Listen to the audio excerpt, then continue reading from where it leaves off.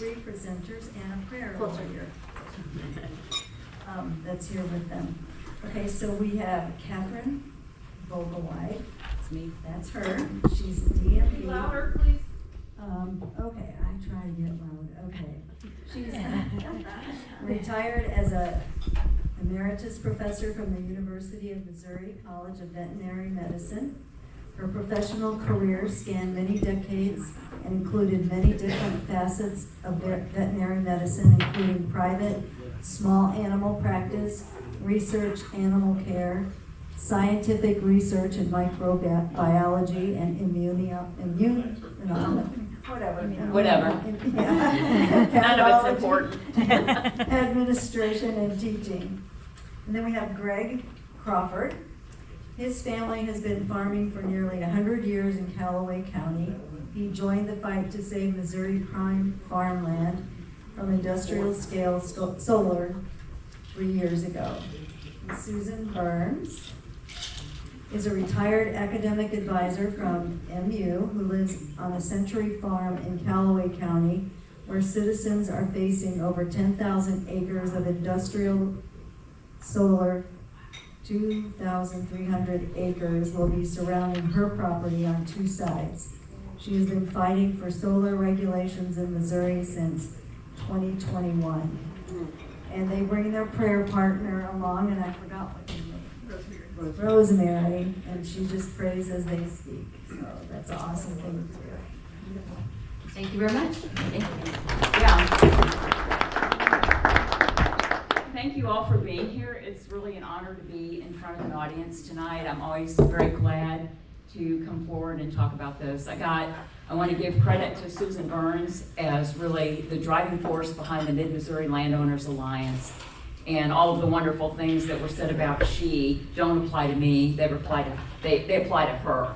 Okay, so I just want to make that very clear. So I got into this several years ago, about 3 years ago. Susan posted a sign and said we got 7,000 acres under invasion, and I just was got involved, answered the ad and got involved. And what I want to talk about, I've taught a lot, stood in front of audiences a lot and spoke. And this is really my first elephant in the room speech. Most of the things that I've had to talk about have been very direct.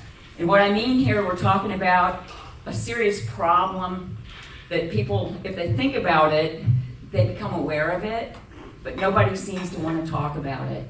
We don't seem to be pushing our legislators hard, pushing our commissioners hard enough to get effective change for us. And so the pressure's really on now. We've got really, if anything that you're hearing in the news about the demand for electricity, the power requirements for data centers and AI have created a massive demand for more electricity. So if we need 5 gigawatts today, they're predicting 50 gigawatts by 2030. That's a huge increase.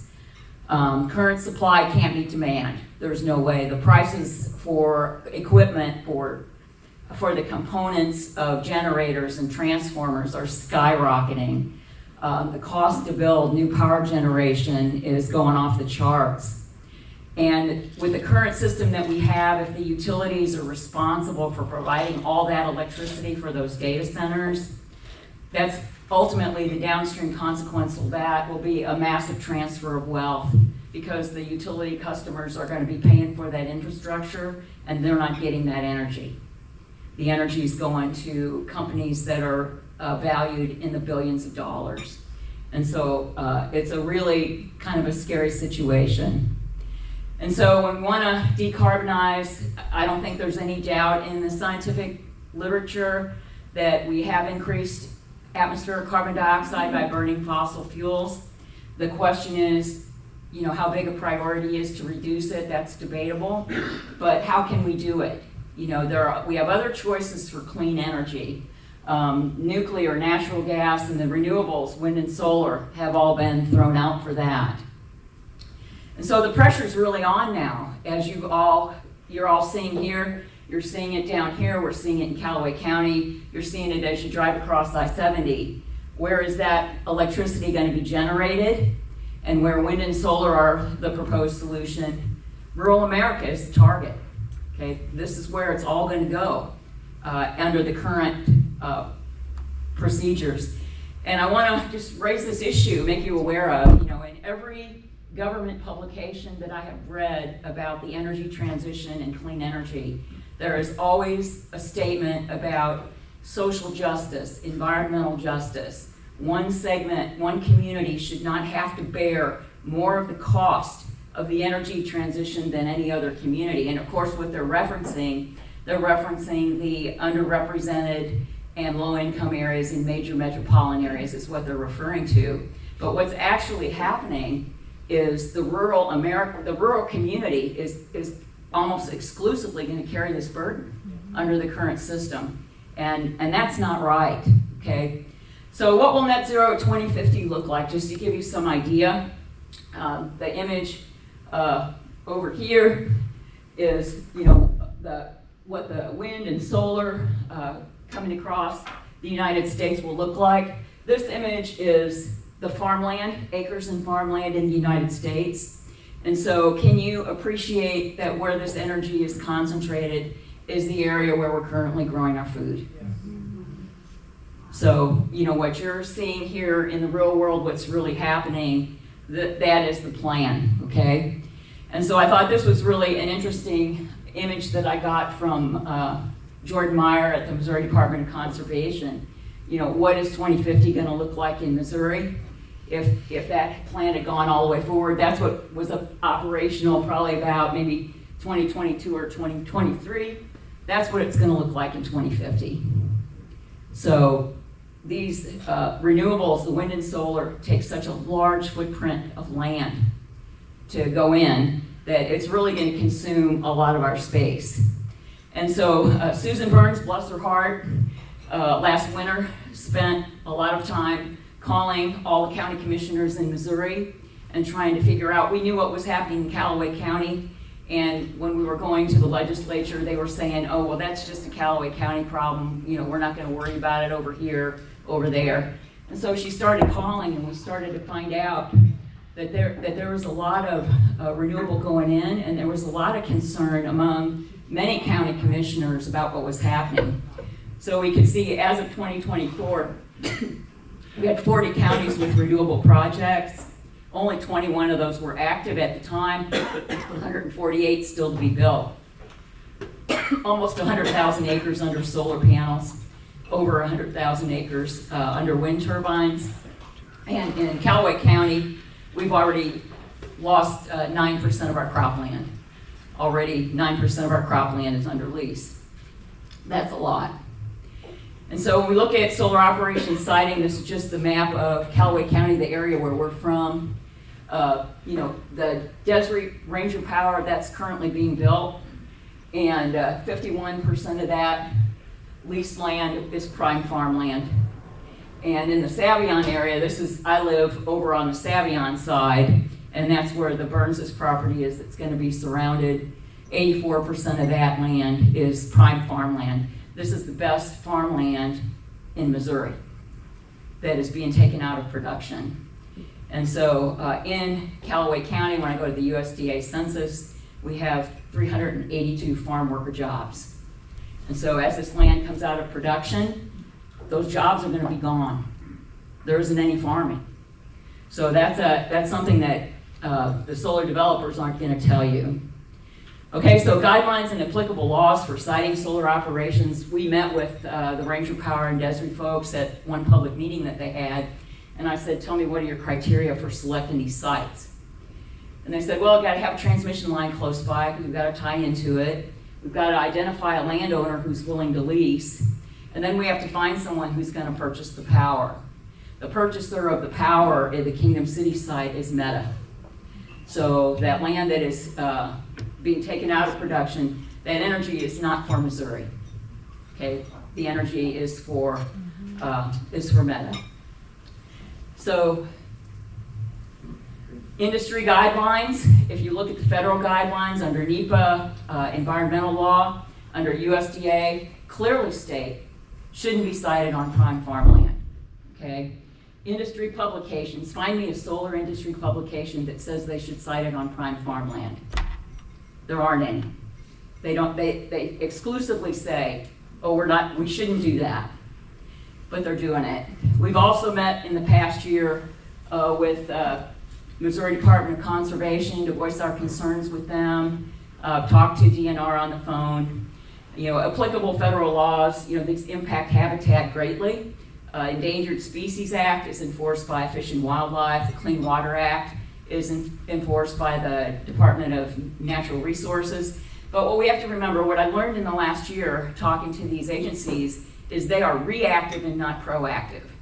The DNR will get involved when they pollute the water, but the DNR won't get involved up front to collect samples and do testing before the pollution occurs. They're only going to come after. MDC will come in and assist the DNR with an investigation if there's a problem with wildlife, but they don't come in ahead of time. So I think that you've got thousands and thousands of acres being converted from ag land to an industrial power plant, and nobody's paying any attention to what is going on. It boggles my mind, it really does. So wind and solar is not about affordable, reliable energy. You can just cross that off your list.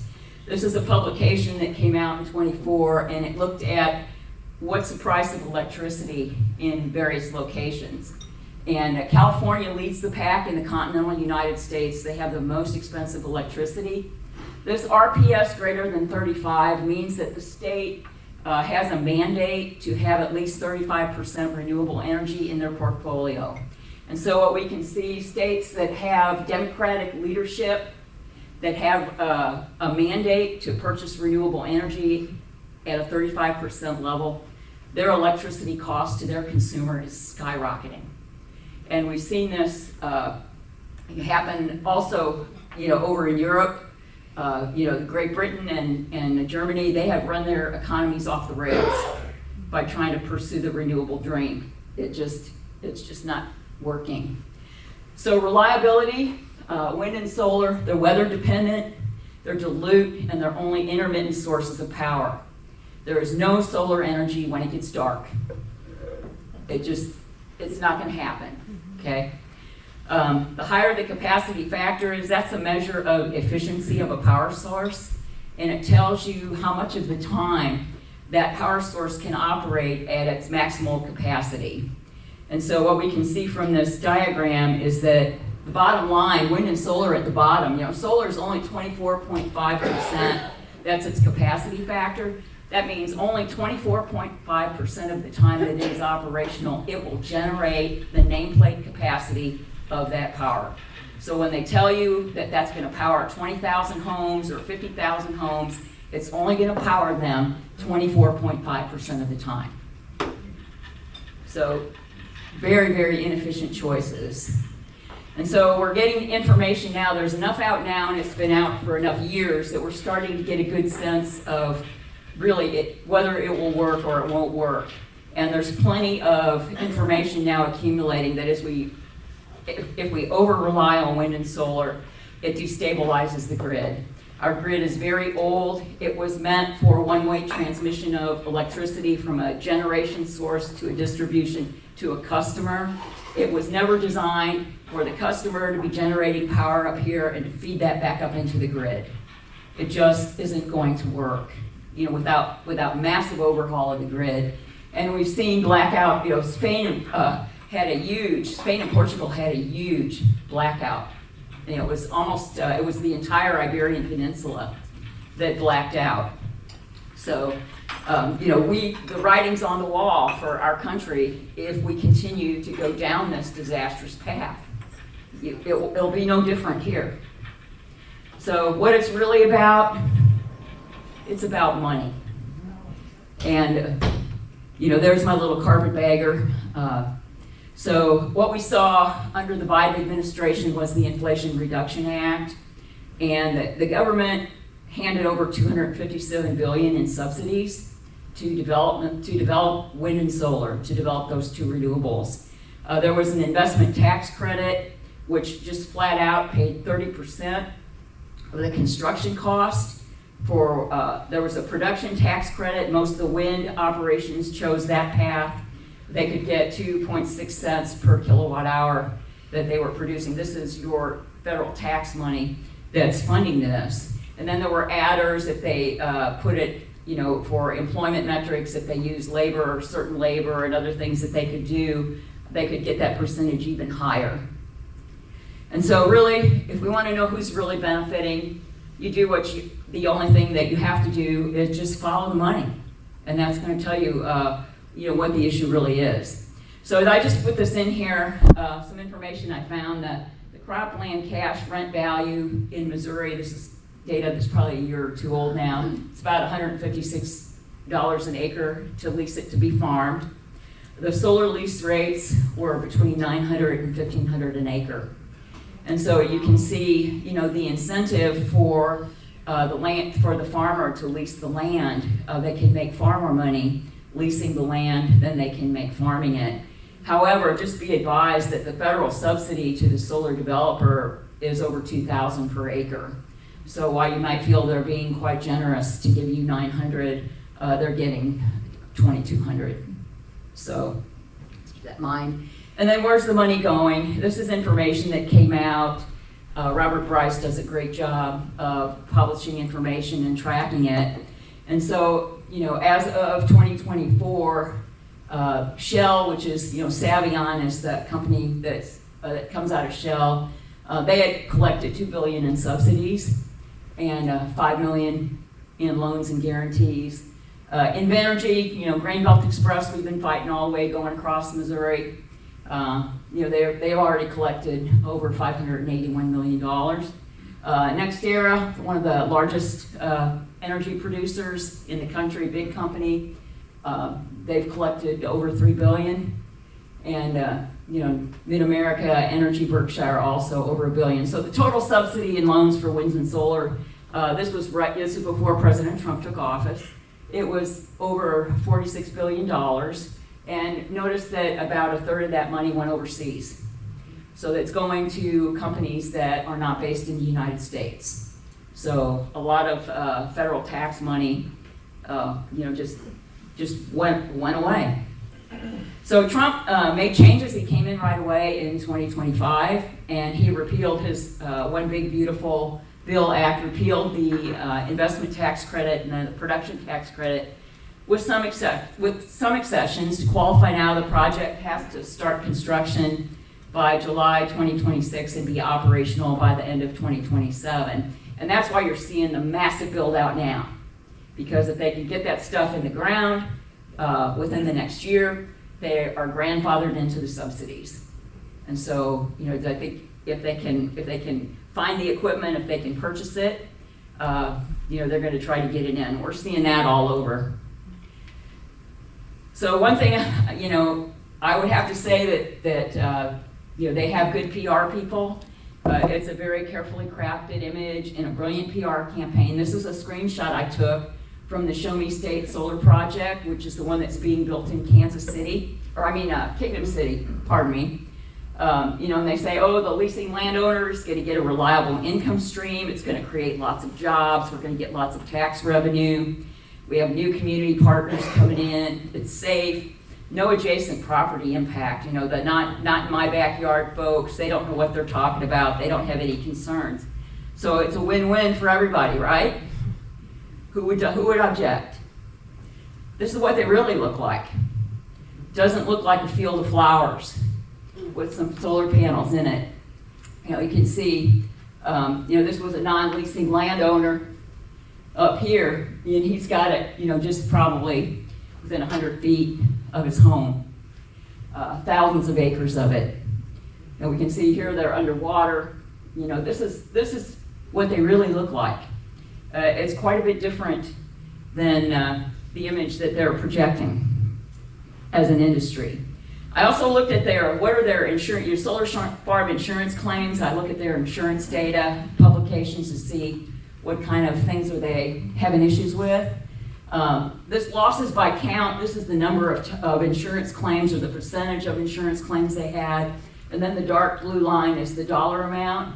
And so we can see, the inverter failure, that's the most common thing that they filed insurance claims for. But look at a fire is number 2. Okay, not the most costly disaster, but one of the more common. things that they filed insurance claim for, and look at hail. You know, not a large number of facilities filing claims for hail damage, but boy, does it cost a lot of money when a hailstorm hits a solar facility. It's not so good on a car either. That's true. I can show you that. So, what could possibly go wrong if your energy supply is weather dependent? And you know, when I show, there's an image of a solar farm that was obviously impacted by hail. Here's one that was impacted by a tornado. And if we look at the hazard maps that are published by NOAA, I do a lot of disaster stuff as well. I'm very interested in that, so we look at that. And you know, why would you want to be building massive solar installations in the part of the United States that has the highest risk for hailstorms? Does that make any sense to anybody? Same with tornado. You know, we're in a high impact area for these type of events that we know will destroy these solar panels.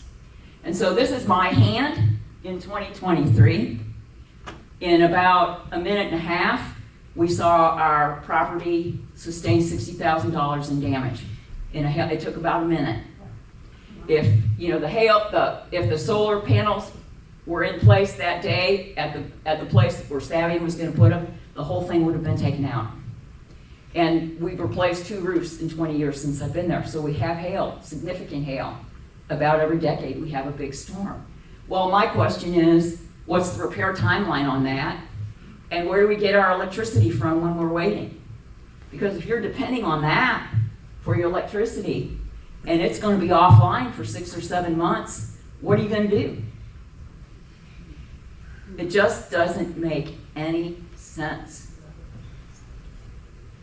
So they'll say there's no adverse environmental impacts. I would say just go on Facebook and look. You know, here we've got an inverter on fire, that we've got a solar facility underwater in floods, and this was an interesting one. You know, this was a video somebody shot. It was a solar operation in Texas, and you can see the broken panels, the broken glass, and this is a plowed field, okay? And so that plowed field, you can see metal fragments, there's broken glass there. So my question to you is, okay, what happens now in that field? Can that go into the human food chain? Can a combine suck up metal fragments and broken glass? I'm a veterinarian. I look at that and I say, that can't go in the animal feed food chain. Can't go in there. It will go in the combine though.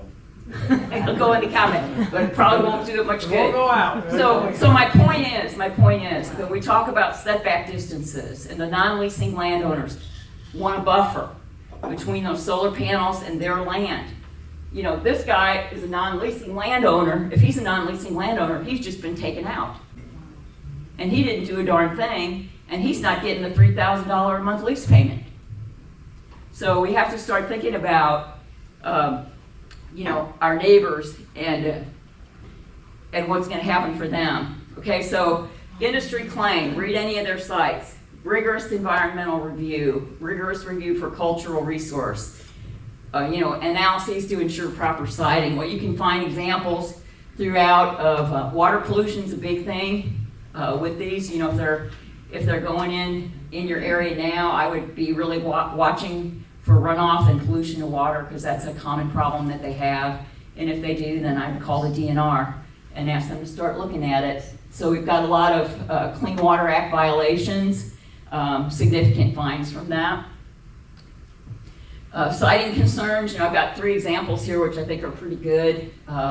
You know, one where, you know, the runoff from the solar panels in that area was flooding the property in the basements of adjacent landowners. And so that was a big problem for them. Here's example 2, you know, this landowner, he's really stuck. And he's filed a complaint with the EPA to try to get something done there. And this is the best one. This is one I think has some merit for maybe the future for some people. The 2 Valley Center landowners sued in Superior Court over damages caused to their property by runoff from an adjacent solar farm. They got $5.6 million in damages. And so I think when the non-leasing landowners start standing up for their rights and start pursuing action against this process, I think that our voices maybe will be heard a little bit louder. Okay, hazmat concerns, big deal on this kind of stuff. I don't know how much lead solder is still used out in the field, but if they're using lead solder, there are thousands of joints that are soldered on these operations. That's definitely a potential contaminant in the soil. It's water soluble, so that's an issue. The panels contain small amounts of metals like arsenic, cadmium, and silicone. And we have concern that when the glass is broken or a flood occurs, that there'll be leaching of those metals out of the panels and then contaminate the groundwater. Or also got to have issues with the pylons, which are made out of zinc. Fire and explosion, I showed you the insurance data that fire is the #2 thing that they've had issues with. The solar panels can have hot spots, can ignite. Battery energy storage systems, those are extremely hazardous because they're very large-scale lithium oxide batteries. And there have been a lot of examples where those have caught fire and required evacuation of large areas of the population when those have been close to cities. The high voltage transmission lines, I just want to, with the renewables comes the requirement to build very long distance transmission lines because you're generating the electricity in a rural area and then you have to get it out of that rural area and move it to a city or someplace else where you're going to use it. And the high voltage transmission lines have caused the most costly and most deadly fires in the United States. The Lahaina Maui fire of 2023 was caused by a down transmission line, killed 102 people. The Camp Fire in California was caused by a tree falling against a transmission line, killed 84 people, and California, at that time, the utilities kind of had a, oh well, we're sorry, kind of attitude about the transmission line fires, and then somebody said, we're going to prosecute them for manslaughter. When they brought charges for manslaughter, 84 counts for the 84 people that were killed, PG&E then woke up and declared bankruptcy. It's basically what happened. So here's just some examples. The image up here, we've had a fire, and fire doesn't care, right?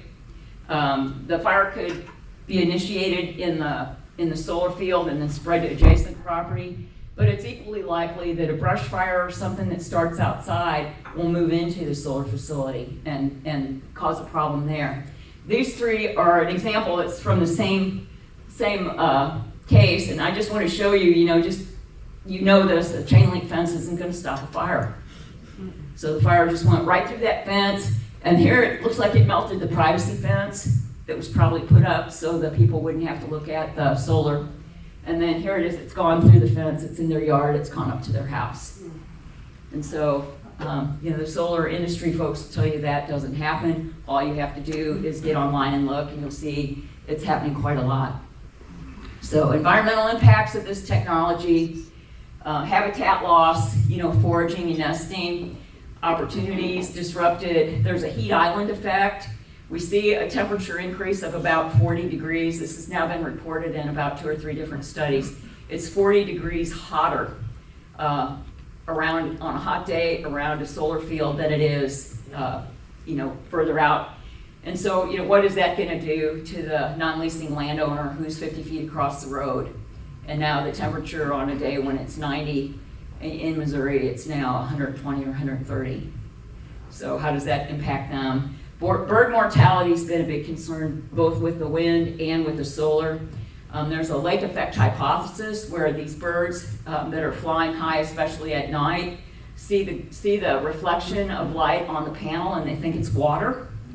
And so they dive in and collide with the panels, and so they may be killed in the collision, or they may be damaged, injured to the point that they can no longer fly, which then leaves them vulnerable to predation by other animals that might be there.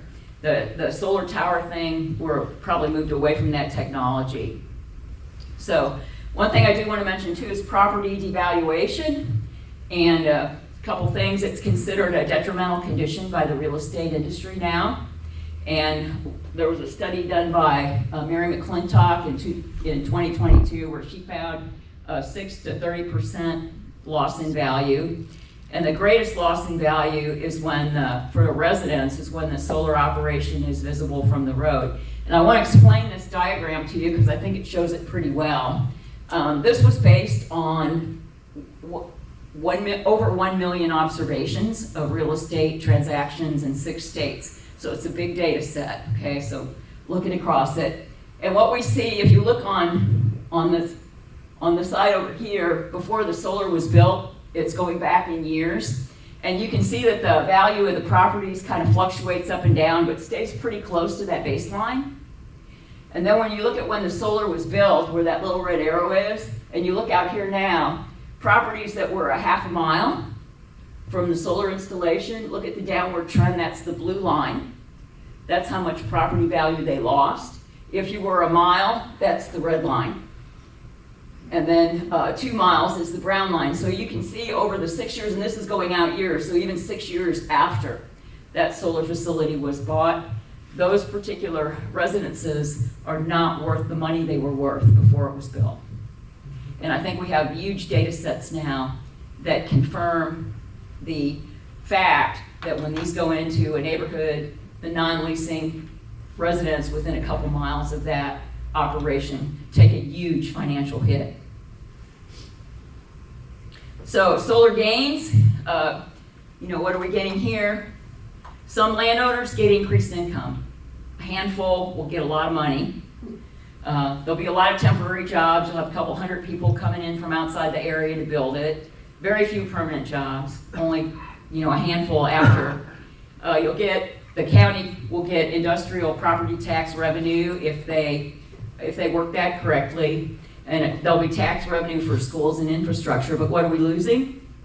We're losing the agricultural businesses. You don't need feed stores. You don't need equipment sales. You don't need equipment repair if you're not farming. Those businesses will be gone. We're going to lose crop revenue. We're going to lose the loss of the community and the culture. We're going to have property devaluation, which is going to take place. We have the risk for contamination of our water and soil. And we have the decommissioning process will be difficult and very expensive. And most people haven't really worked these out, so we don't really know how much money we need for this. So my question to you, shouldn't the gains be large enough to offset the losses? When you decide to let these come into a county, when a commissioner decides to say we're going to go ahead and green light this, have they really looked at it? Because shouldn't the gains be equal to what the losses? It's just not good. So ripple effect for this, loss of farmland. You've got an economic impact on the agricultural businesses. The continuity of the community is disrupted. At the state level, we're going to see, how much Missouri brags all the time. Hey, our major economic driver is agriculture. Hey, that's the number one thing in our state. Hey, that's our number one priority. Well, why are you decimating it? It just doesn't jive. And then at the national level, it's going to create a food security risk. I think that's realistic. Our nation feeds the world. What happens when we go from that to that? Where's our food come from? Displacement's another issue. Over 70% of these operations are sited on prime farmland. The projects are externally driven. The companies that have come into the Kingdom City area, Desiree Ranger Power, they have no stake in our community. They have no stake in Missouri. They're out of state companies.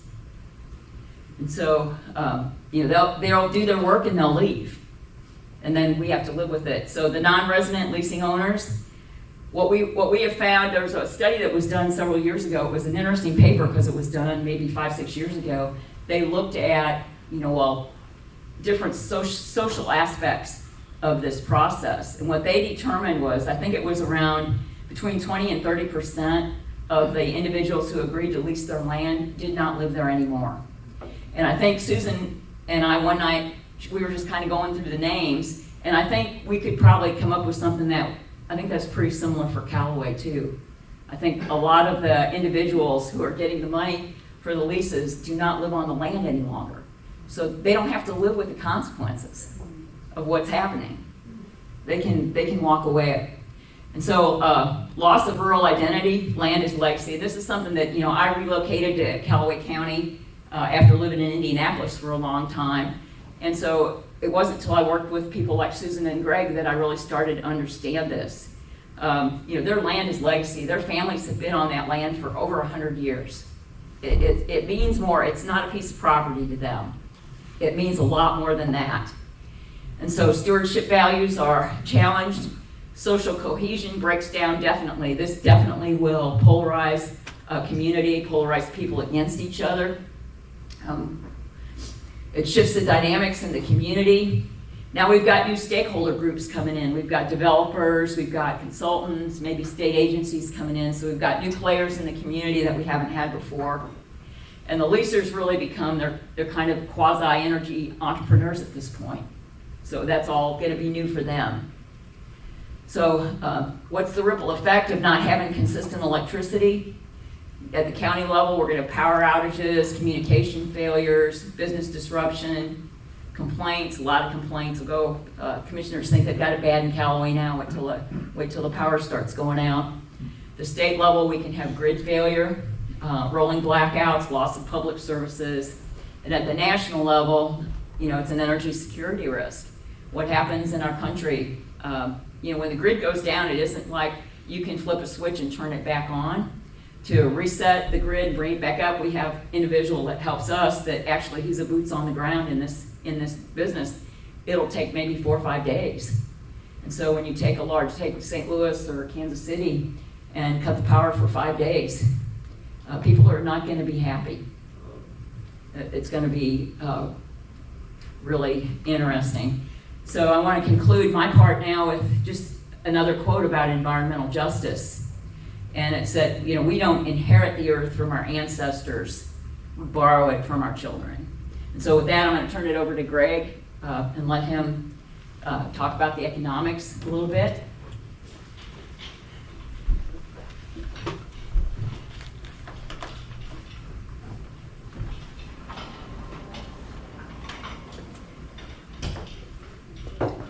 If you don't mind, I'm going to move this podium over.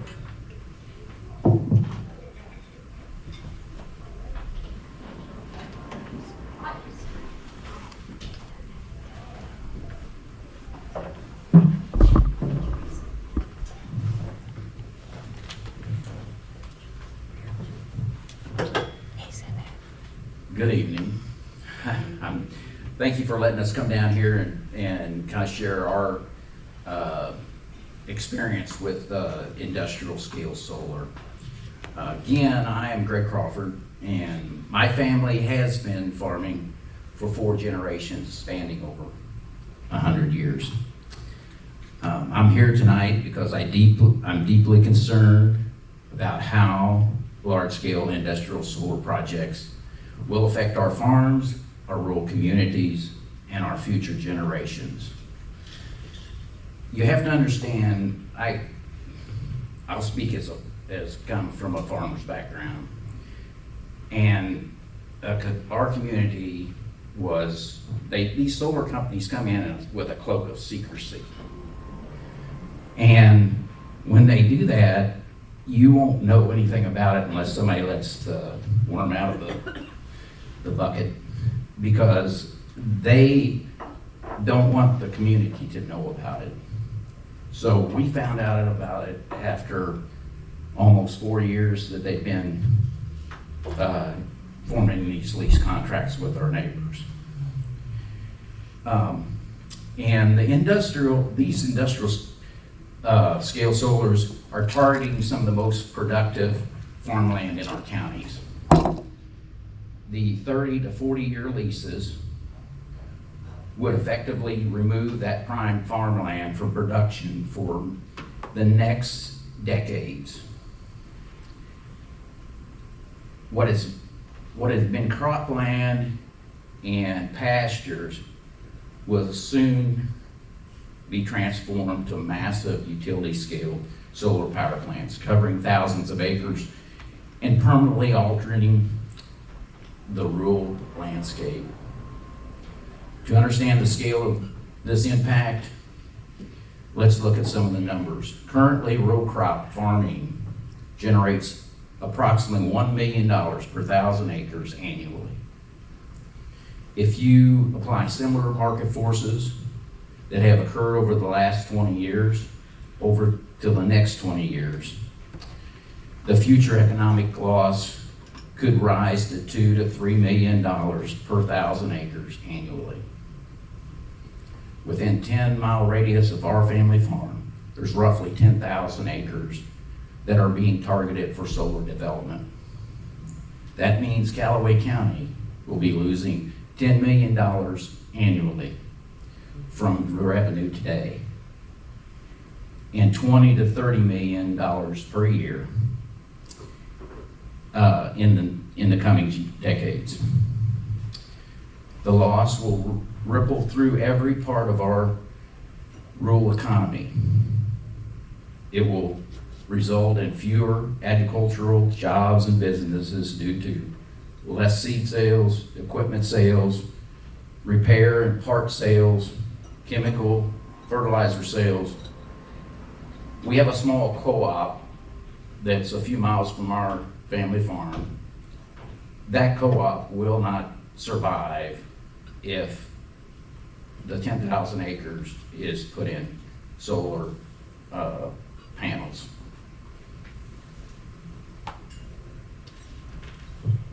It will have to close its doors.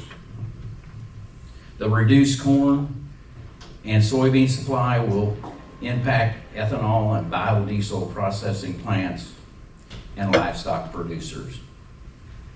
CAFO operations will struggle to manage and recycle their waste due to the lower demand of their byproducts. Missouri will lose federal agricultural dollars, state tax revenue, while the out-of-state solar companies will take their profits elsewhere. Farmers, by contrast, reinvest locally. Their dollars circulate through our community. When farms disappear, the economic engine disappears with them.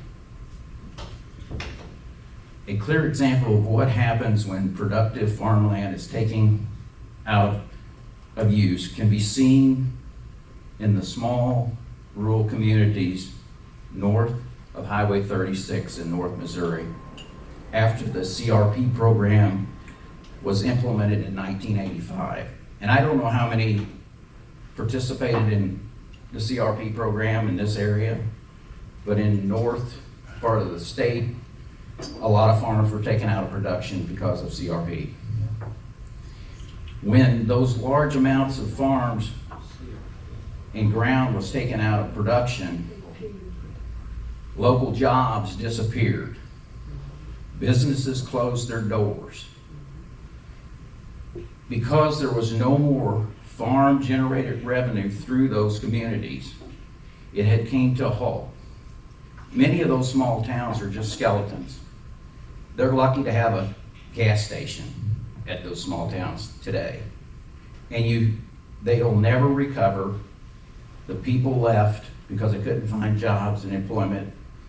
And if you take a lot of productive land out and take the farmers' income, gross revenue that they recirculate in those communities, it will happen to your community.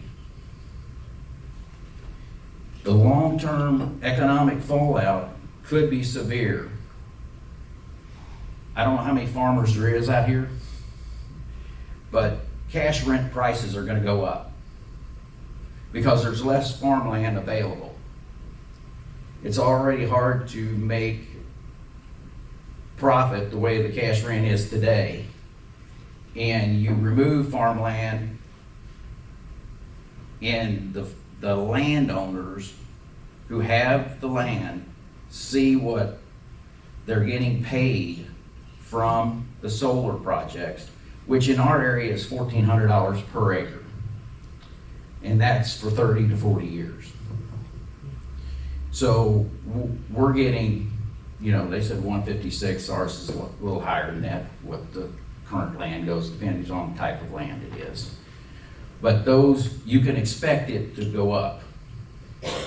The land values, and I'm not talking about homes, the homes will be affected negatively, but the land values are gonna go up for the ones who are not participating, because that farmland is gonna be more valuable to farmers, because there's just gonna be less of it.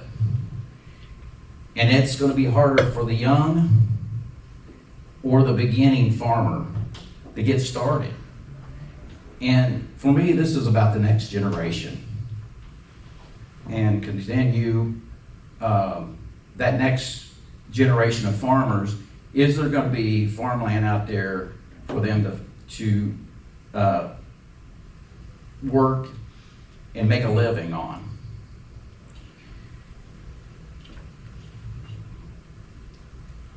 Also, with fewer acres available near your home place, farmers are going to be forced to go and operate over longer distances. This will increase your operating costs or expense and your labor costs.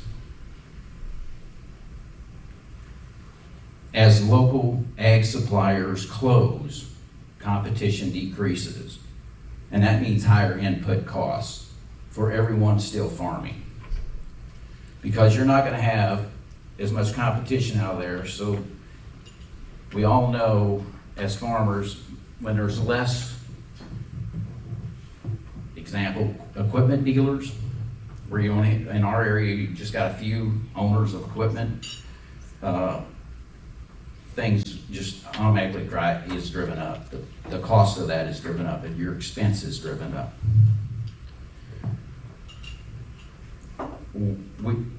Kathy talked about this a little bit, and you know, when the storms come on these solar developments, they are made to flatten out. The panels flatten out so that they're not sticking up so the wind will hit them, so they flatten out. So basically it becomes one giant glass parking lot of 1,000 acres.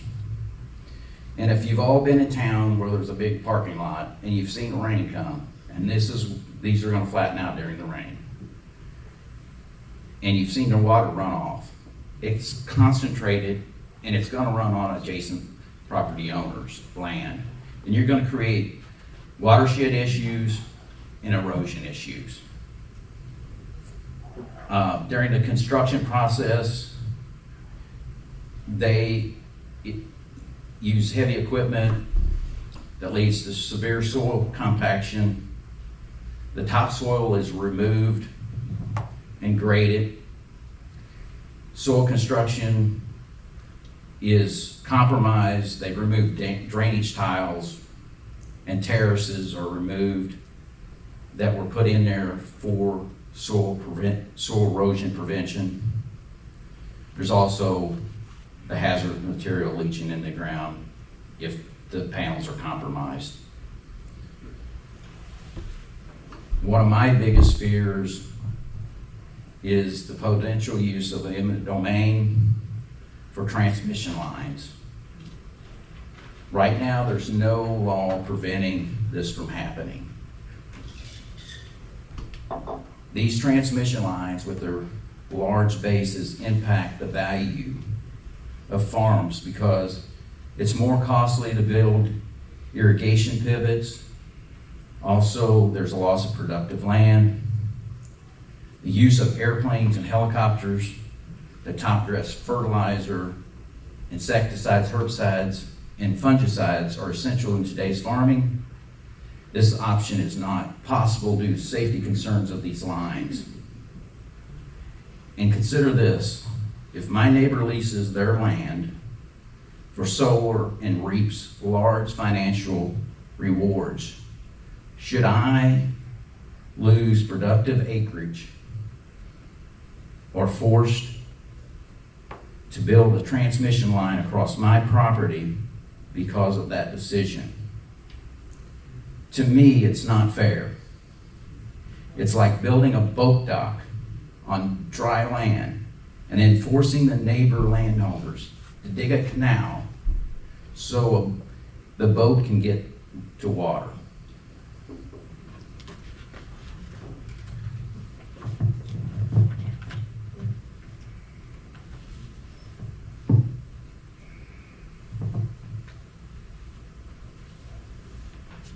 One thing I will say, if you are next to one of these developments, I would encourage you as an adjoining landowner that you should take some baseline soil and water samples, testing samples, because you may need those in the future, and it's good documentation.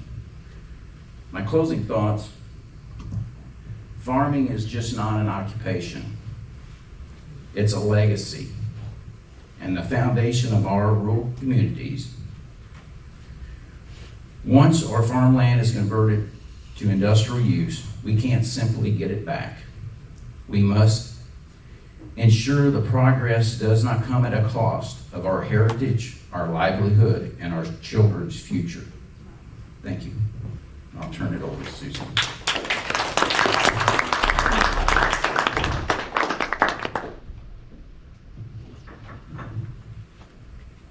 Kathy's going to help me a little bit here. I have macular degeneration, so I'm literally speaking to you blindly. I hope I have my information correct, but I wanted to talk to you a little bit about the legislative activity that's been going on for the last 4 years. Again, my name is Susan Burns. I live on the Century Farm. My grandchildren that live there are 7th generation, so our roots go to China there. Nothing would impact me to sell my farm, nothing. It's not a farm, it's our heritage. Psalms 138 says, "Thou hast given me the heritage of those that fear thy name." And I had Christian family there that has always raised and taken care of that land. It is their legacy to me. The history of the legislation that has gone on briefly in 2022, there was a case down in Springfield where there was an argument about whether solar development should pay commercial rate on land or not. And the Missouri Supreme Court ruled at that time that solar would be taxed at the commercial rate on the land that it set. This led the legislature to become concerned because there was no taxation set. They did not set the taxation, and they said, well, we need to do that. So it's been going on since 2022. The legislature trying to decide how much taxation they should actually tax these solar developments for. The first thing that happened, there was a focus group of senators and representatives, assessors, agents, commissioners, different things from around the state that were charged with discussing the solar issue and coming up with a recommendation to the legislature. This went on for about 3 months. They met weekly or bi-weekly. Our group was the only citizens group that attended those meetings, and we were allowed to testify. Again, we were the only citizens group that testified. A number of assessors did so, commissioners did so. At the end of the 3 months, Senator Serpoy, who is the chair of that focus group and who is the Energy Committee chair in the Senate, decided that the group did not have enough information to make a recommendation to the legislature on what kind of taxation they should have. So thus started a long and very unproductive number of years of the legislature, different people presenting different bills, and it going nowhere. The legislature just didn't seem to be very concerned about it. So, we began to talk to our commissioners who do not have planning and zoning, and they have been told by their attorneys, and our attorney has told them the same thing, that without legislative mandate, they do not have the power to set ordinances to regulate the solar. So their hands really are tied. When they tell you their hands are tied, they're not kidding you. And it's because our legislature cannot make a decision. It seems like it goes nowhere. A quick, brief saying change the slide. I need the very first one. That's the fourth one. That's the last one. That's what you got. Okay, all right. There you So, go. no, that's Bill. Keep going back. That's all you got. That's all I got. Okay, interesting. Okay, well, I had a slide here that talked about the report that Kathy talked a little bit about, where I talked with the commissioners about what was going on in their counties. We needed to find that out. We were doing a petition to Governor Kehoe at that time, asking him to put a moratorium on wind and solar to stop any development at all until the federal government got their act together under Trump, and we knew exactly what was going to be mandated by them and what they were going to provide and what they were going to limit. So that was why I did the report. In doing the report, I came up with some alarming figures that I had somewhere that didn't somehow get into the PowerPoint. So we have 72 projects right now that are either operational or coming to Missouri. And the number of acres currently under operation are about 10,000 acres. But if the solar companies that are leasing are coming in, we will have 110,000 acres of wind, and we will have 88,200 acres of solar.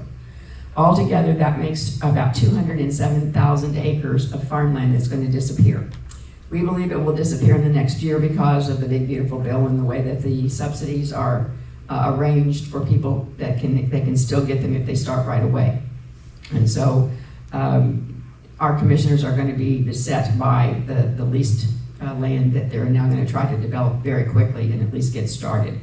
So if you can think of, even begin to put your mind around 207,000 acres of green energy taking up our farmland, that to me, that's a very, very scary figure. 40 of our counties are impacted. So we have 72 rural counties, and 40 of those are impacted. Of the counties that I talked to, 69 of the commissioners were very highly concerned, and they want something done. They want some protection. They want some regulation, and so we go to the legislature and do what we can. The bills that have been passed, we go down to the state legislature and try to testify at committee. And usually there's about 6 or 8 bills that we will do every year. They're on solar or maybe grain belt. Some of them are terrible.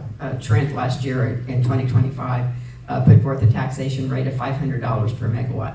He thought that was great. In Ohio, the taxation rate is $9,000 per megawatt, just to give you an idea of what's going on in the Midwest. In Michigan, it's $7,000 per megawatt. Wisconsin, which is one of the lowest, is $4,000 per megawatt. So his idea of a good taxation was $500 per megawatt. So there's a lot to fight down there, as well as good things that are trying to get passed. So we have to be aware of what's going on negatively as well as positively. So last year, we had a couple of bills that we really supported. One was SB 199, and that was done by Jason Bean. This is about the 3rd year that he's put that out.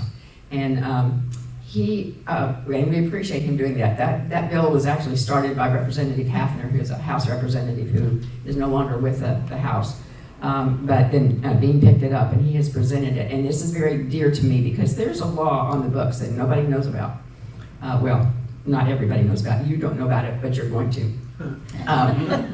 There's a law on the books that says that if a land is created that creates energy on that land, and that land is sold off of the land, it becomes considered a public utility. A public utility has eminent domain. So what that really says, in essence, is that if a solar development does 1,000 acres or 2,000 acres, like is the one that's going to be across the road from me, if they put that solar facility up and they're selling that energy across to whoever they're going to sell it to, Ameren or whoever, and they decide that they need more land, they can take my farm, my entire farm, by eminent domain to put more solar panels on it. They don't have to pay me hardly anything. So it's not a leased thing, they actually take it away from me. So that needs to be changed, that's a horrible law. So he has been presenting this, it gets out of committee and never goes anywhere. So we're hoping this year that this one will get there, because I think that the legislators are now beginning to understand the 207,000 acre leased situation, and they're beginning to realize that it is a crisis. Kathy always says that our legislature always does crisis management. They never manage anything until it gets in a crisis, and then they pass a law. So we are hoping that this is the year that there's the crisis and that they are going to actually get something done. In 2025, Senator Hayden, we just met with Senator Travis Fitzwater and Representative Kent Hayden, and a representative from Senator O'Loughlin's office yesterday at the Capitol to discuss the bills that they might be presenting this next year. They ask us, what do you like about our bills? What do you not like? And so, do we have Senator Hayden's? Nope, that's all you got. You only Okay. gave me 2 slides. Okay, seriously. Okay. So Senator Hayden, in his bill last year, he asked for a taxation of $2,500 per megawatt with no accelerator on it. We were not happy with that. We do not think that's enough, considering the fact that the lowest Midwest taxation in Wisconsin is $4,000.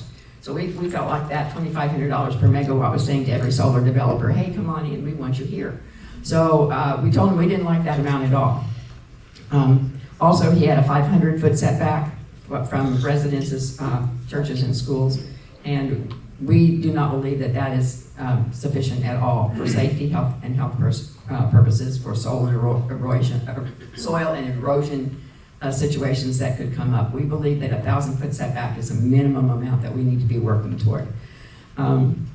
For the taxation, we told them that we wanted $6,000 per megawatt.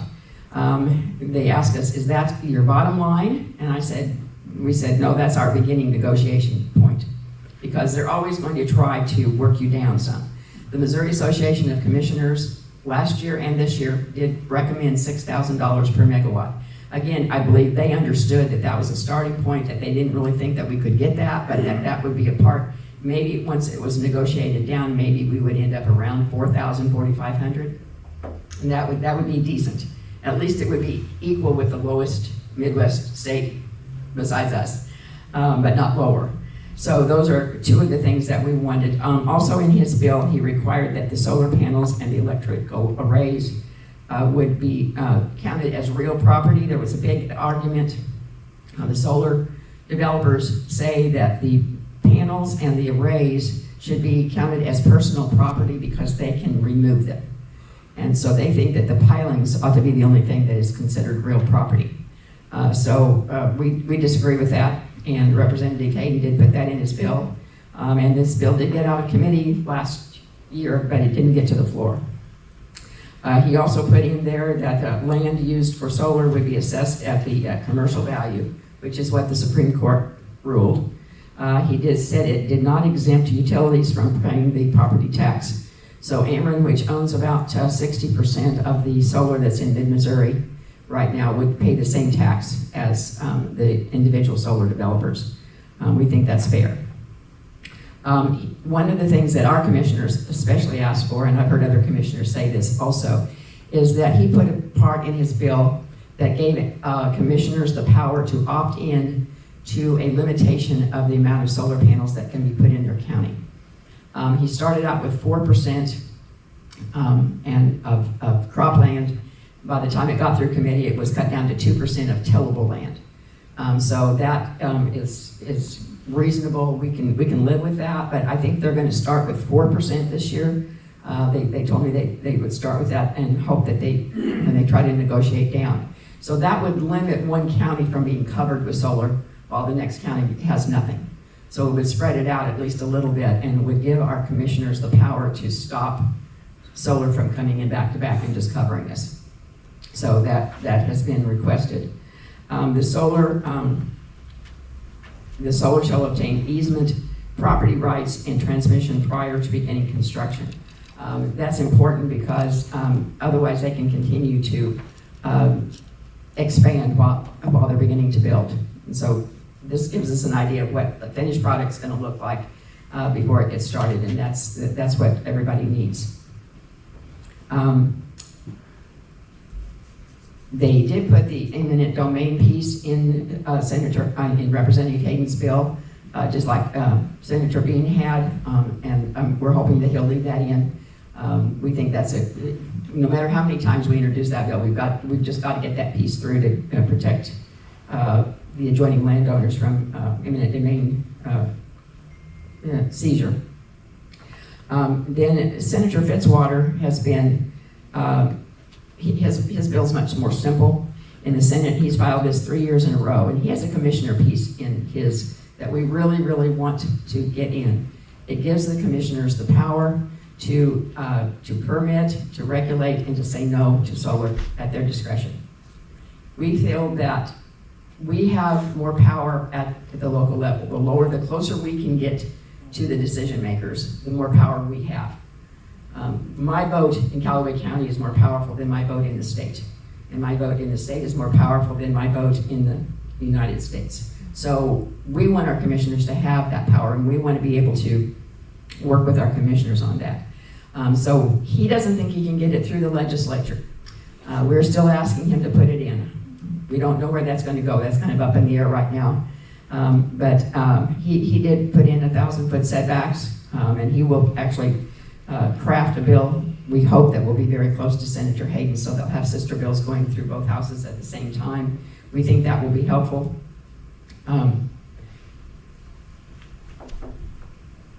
They asked us for things that we absolutely felt like we had to have, and the setbacks are one of the big things because of the fire, because of the soil and water erosion situations. The noise level and the EMF level is a health issue that is now being worked on, but not as documented.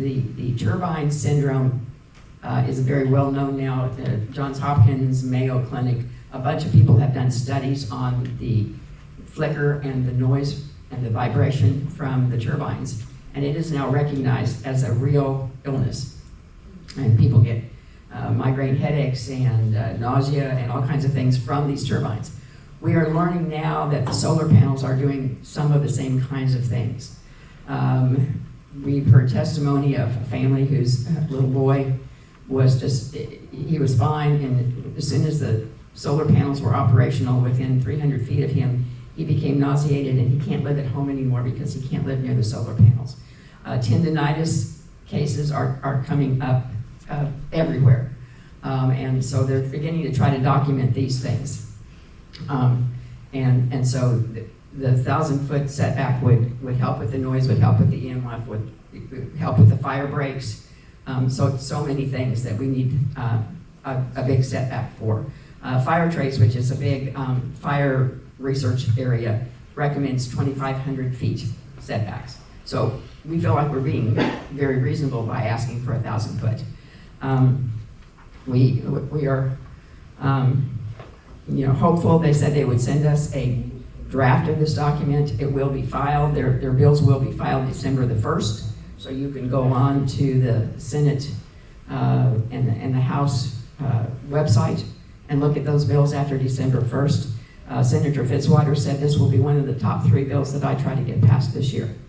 And that was helpful to us. And Senator O'Loughlin has said I will stand behind him and help him every way I can.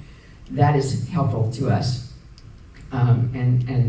Representative Hayden is working with, he's kind of on his way out, he's near retirement, and he's working with a young senator that received some award called Senator of the Year last year. And I think he may even actually be the one that's going to file the bill. And he feels that maybe with that teamwork that they can maybe move it a little faster through the House. So we are hoping these will be presented in January and that they will move through the system. We're hitting times. Yeah. So in closing, what can you do? What can you do about the solar? I think that one did come up on what you can do. Yep. Okay, so first off, of course, educate yourself. Jan has our website and our Facebook page. I am the administrator of the Facebook page, and I go through about 22 to 24 other Facebook pages around the Midwest about 3 times a week, and glean articles and events that are happening there and post them on ours so that the people that read our Facebook page don't have to do that. So it's time saving. So basically it's kind of a composite of a lot of things that are happening around. So that's a good resource. The MoSaysNo.com is our website. A lot of basic information on that, testimonials, pictures of things like Kathy had in her presentation, noise that you can hear from the inversion station so that you know what kind of noise they're producing, that kind of thing. And then the Don't Get Played Co-op is another website that is really good. It's by J.W. Thompson. He is an engineer in Indiana and has been in this fight for about 5 years. And he's very knowledgeable and writes very well in layman's terms so that you can understand what's going on. Join a group. If you want to join Mid-Missouri Landowners Alliance, I have forms right here. They're little half-page forms. It doesn't cost anything to join us. You won't be hassled by contacts all the time. I send out normally about 6 to 8 emails a year letting you know about things that are going on in Missouri, about bills that are coming up, letters that maybe we need for you to write to Holly or to Secretary Wright, asking for certain things or telling them about certain things. So they're kind of action emails about what you can do and how you can help. Or form your own group. We would love for you to make a solar group down here. We're called Mid-Missouri Landowners Alliance. There is an Eastern Landowners Alliance in Rawls County and up in that area. There is a Missouri Landowners Alliance in northern Missouri. So you could call yourselves the Southeastern Landowners Alliance, and that would kind of, what we are hoping to do is to create chapters around the state then that can cooperatively work together to make a force and be a force in the legislation. So it would be really great if you felt like you could do that, but feel free to join us too and do that. Also, you can contact your legislators and your commissioners. Talk to people. Once you educate yourself, talk about this. Bring it up in casual conversation. Hey, what do you think about the solar? What do you think about that 12-acre solar field over there in Cape Girardeau? Did you know that there's going to be about 200 of those in Missouri really quickly? 200,000 acres. I mean, look at that 5 miles of solar panels and multiply it times 200 and think about what that's going to do to our farmland. So talk about it. Find people of influence that you can educate to get them involved and get them activated. And then, of course, testifying this year especially. We really, really need for people to show up at the committee hearings to testify in favor of the bill or against certain bills. And at the Senate level, you must you must testify in person. You can't do it at a distance. In the House, you can actually do it online. You can do a testimony online. It's not as good as actually being there. You're a much bigger influence, and commissioners are even twice the influence that a citizen is if they show up and they begin to talk about what they need. So it's really kind of crucial this year that we have a broad, multi-county representation to get these bills passed, because they don't look at it as a real need until there's a lot of counties involved saying we need this. So that's what I think you can do. So thank you very much. Okay, let's go ahead and take a few questions, and then we do have 2 of our county commissioners here. Thank you both for coming, Commissioner Herbst and Commissioner Downing. Questions, raise your hand, please. Oh, and we have Susan, she just mentioned if you want, raise your hand and Sharon will get you a paper if you would like to sign up. This is for the landowners. For the Missouri landowners. Yeah. Thank you so much for the information. It really has been an educational and interesting presentation, and we hope that you have great success. My question is where the Farm Bureau or farmers associations or cattlemen's associations, those people who are well organized across the state, what do they have to say about it? Are they helping you? That's my question, I We guess. presented a solar policy recommendation to our Callaway Farm Bureau board, which did recommend to the Farm Bureau policy regarding solar. It's very, very basic. It does require setbacks, and it talks about, what was the other section? There was only 2 things in it. My husband and I are delegates there. We'll be going down there and talking during the resolution time as well as voting. Also on eminent domain, they have a really good policy set forth. So that will allow their lobbyists to proceed with trying to get us better setbacks and do some things with solar. So Farm Bureau is helping us. We are going to set an appointment to go back and talk to Casey Wasser, who is the CEO of the Soybean Association. He was very receptive to our information, but at that time he was not the CEO, he was interim. So now that he is the real CEO, we're going to go back and talk to him about how his lobbyists maybe can help us do some of that this year. So those are the 2 main farm groups that we've been working with. We've seen Cattlemen's and talked to Cattlemen's Association twice. And pork producers. And pork producers, We talked to yeah, them. yeah. So we talked to all of them. So the organizations you just mentioned are supportive in restricting? Yeah, absolutely. Questions? Right here, Sarah? I don't see something about property rights. I heard that, Go I ahead. heard that Brady. these Yeah. solar panels, that they can Let- plant crops let me and dovetail a little flowers bit. and stuff in between, and why aren't they doing that? Go ahead. Let me dovetail a little bit. One of the things that we are battling is property rights, which if you're a farmer or a rural person, everybody's in favor of property rights. And that's one of the things that we have basically a hurdle, because even when we started talking to Farm Bureau, how many years ago? I don't know. They understood our concern, but they're afraid of the slippery slope of property rights. And I'm all for property rights, but this is a different animal. It's not something that somebody's trying to build a building or build a lake or whatever. This is thousands of acres, and it's intruding on neighbors. So they have finally, it looks like they're moving towards the concern with solar, because they're realizing how big a footprint it's going to take in the agricultural environment. So I think we've made strides towards that, and it will always, that's the first thing we hear at a legislative hearing, because they know as a farmer or rural person, we want property rights, and they throw it back in our face, which I understand. I don't want somebody telling me where to put my fence, where to put my shed or my lake or whatever, but this is completely different. I mean, when you're talking about thousands of acres, and this is the thing that baffles me, there's nothing like this anywhere in the country. Anywhere you can go where you can build thousands of acres project and have no oversight, 0 oversight.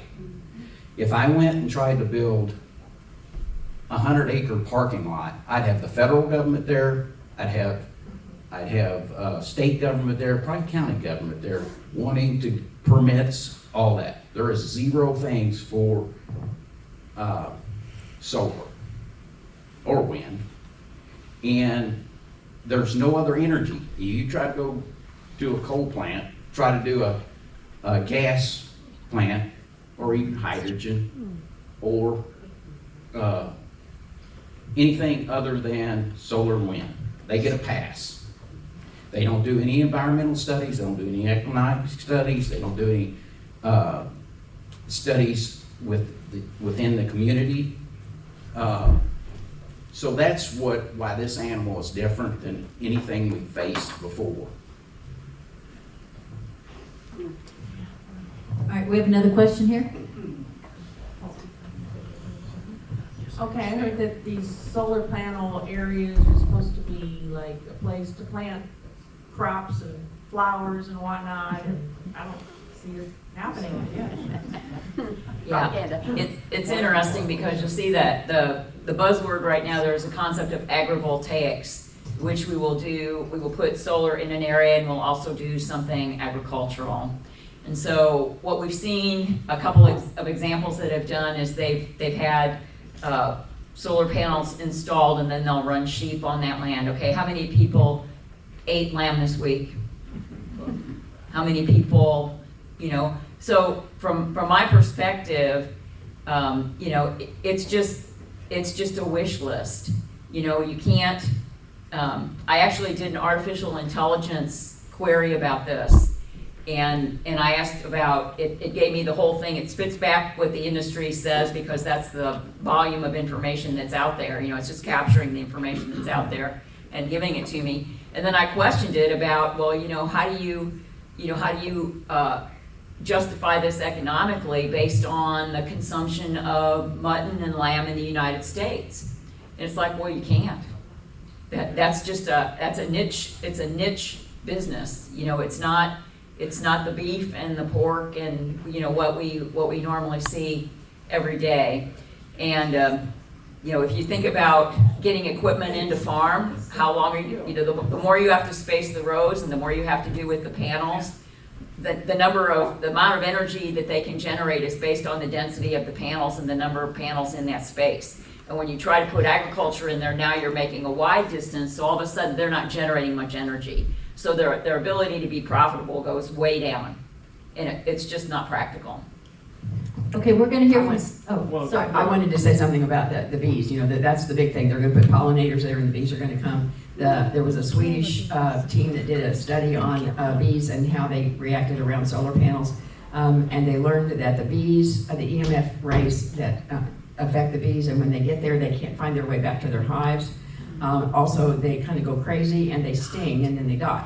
So it's very detrimental to put pollinators under the solar panels. So that's some propaganda that the solar developers would like to have you believe. The test plots on agrivoltaics, 10 acres, seem to produce good work, but we've never seen it work on a large one. We've never seen any example of it working on a large one except some sheep in Australia. And I think that their soil may be different.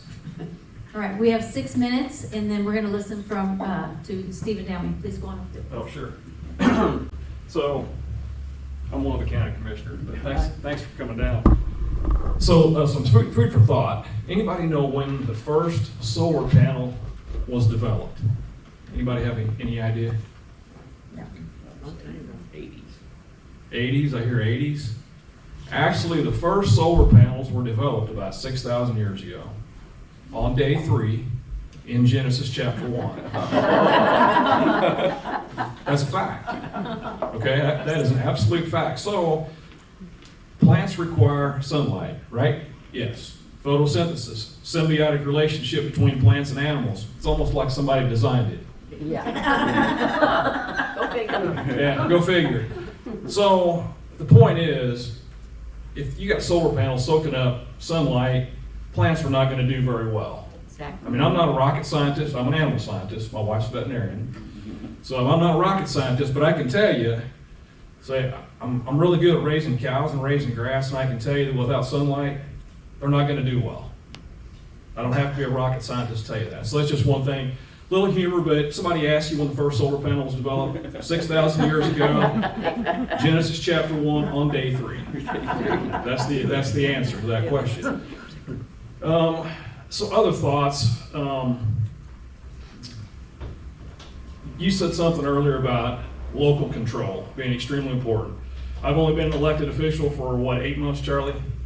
I guess. No, 10 months. 10 months. Time's flying.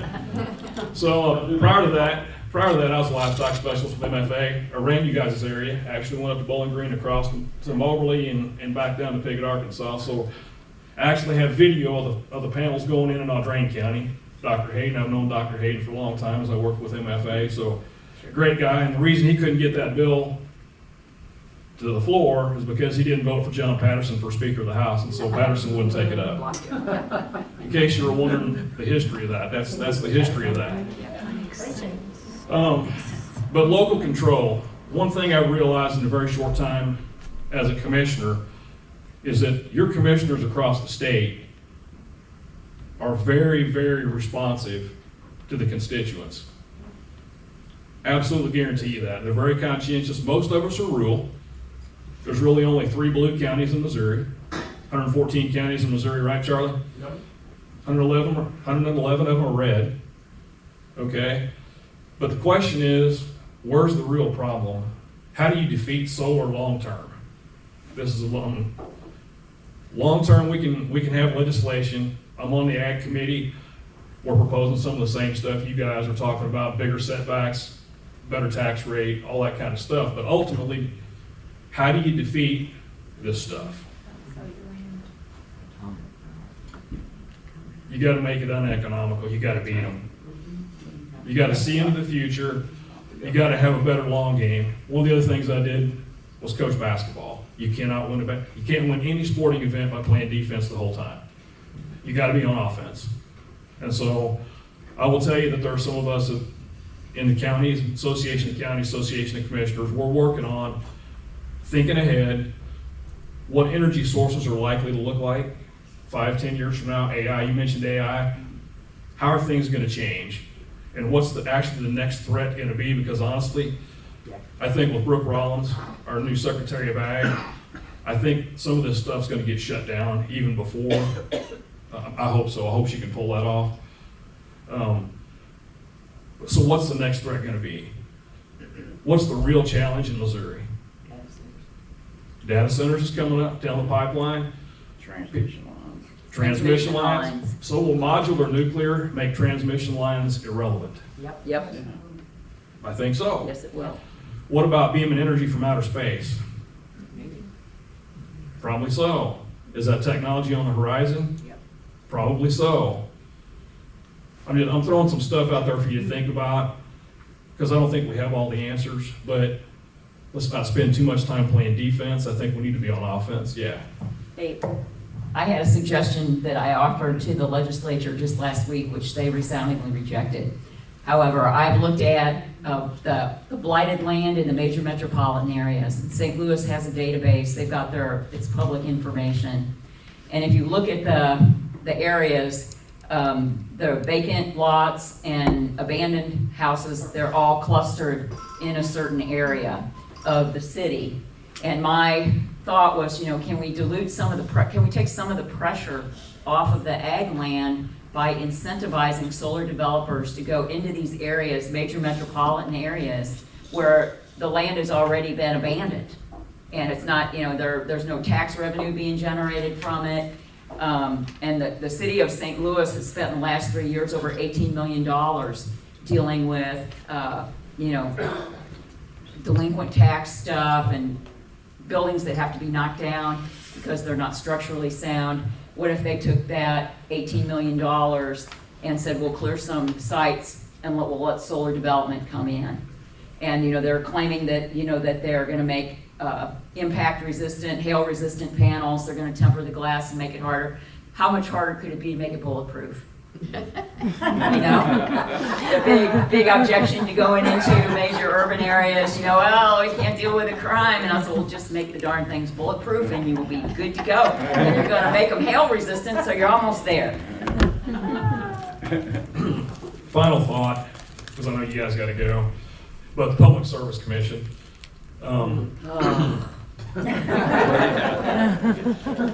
Reform. We need reform. Yes. So Accountable to no one. That's exactly right. That's my opinion. The Public Service Commission is really accountable to no one. They're politically appointed. Charlie and I actually visited very briefly about this today, but I visited with some other commissioners across the state. I think our commissioners are very connected to the constituents. We're very accountable for the resources and stuff that you guys put under our control. I absolutely guarantee you that. Right now, the Public Service Commission does not hold utilities accountable for what it costs. The solar company that came in Cape, Charlie, I don't know if you remember me asking the question what their cost of production per kilowatt hour was, what it cost to produce the electricity was. He could not answer me. Now what does that tell you? they don't care. Or they don't want you to know. Well, he's gonna sell it, he's already got a buyer, right? And it doesn't matter what it costs, because if it mattered, he'd know what the cost of production was. But anyhow, back to the Public Service Commission. Thought is, we need commissioners on that commission.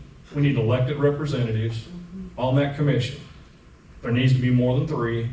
They need to be spaced out across the state. If they're highly representative of the rural areas, we're gonna be able to hold those people.